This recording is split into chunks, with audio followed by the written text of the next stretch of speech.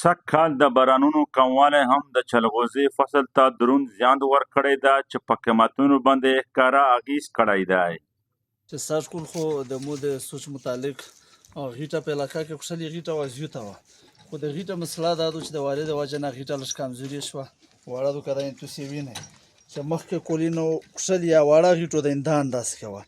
وس د غوټه غیټه دا انداز دی، د وړیکې غیټه دغه انداز دی. د دغه په وجه سره بدی کې زنغوزی دغه قسم واړی کوي. د دغه وجه نه په ریټینا باندې ډېر زیات اثر دی چې مخکې تیر کال کې فی کیلو 8000 روپۍ وه، او اوس پر اغزي کې بزوره کې د والي سمپل د پوره چې خلکو دا خو ډېر چک وي، خو د سمپل د پوره ریټ چې کوم لګېدلی دی تر 4000 روپۍ اخر د کوشلي زنغوزۍ چې کوشلي کوالټي وي 4000 روپۍ لګېدلي دي. په وزیرستان کې د جلغوزي پراخ ځنګلونه د سیمې د اقتصاد مهمه سرچینه ده چې هر کال په اربونو روپۍ آمدن ورکوي. سره له دې زمینداران له بنیادي اسانتیاوو بې برخې پاتې دي او د حاصلاتو اندازه هم کمه شوې ده. مزدیرا خو مسله وکړه، خپل واس مطابق خپل واس کېندای خو وکړو، خو نور کله په شان خو ځکه نه وه چې په نور کلونه باندې خو موږ غرینه تم ټنټینه یې وړل سهولت وه پکې په مزدیرا کې، ځکه چې ګایزو وختي هم چارته تلای شوې بېګمې نه وخته پوره کړی شوه. زبردست سږ خو د حالاتو د وجې نه موږ ګایز ولر تللي بیا وېګا لټو نو زه ډېرو تللي. د جلغوزي صنعت یوازې د خلکو لپاره د روزګار وسیله نه ده،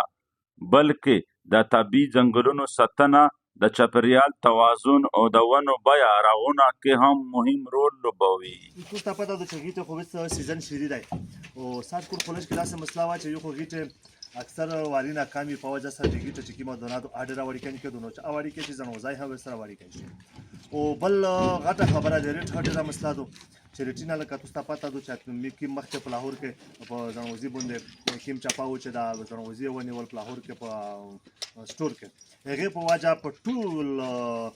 تر چاینا پورا دلته پاکستان په لیول باندې په ریټ باندې ډېر غټه سره ځکه چې تر کول تقریبا په 8000 باندې وي او وسم زنوځای چې کیم دی تقریبا په 3-4000 کې وس په حال ریټ راونه مزید چې کیم ریټ په دوی تایم کې یې کنفرم پاتو ولای که پر وخت د حکومت له لوري ګامونه پورته شي، د جنوبي وزیرستان جلغوزه نه یوازې د ملي اقتصاد ملا ټینګولی شي بلکې په نړیوالو مارکیټونو کې د پاکستان د ځانګړي برانډ په توګه خپله پیژندنه نوره هم جوړولی شي. نورعلي وزیر، سونو پښتونخوا، جنوبي وزیرستان، وانه.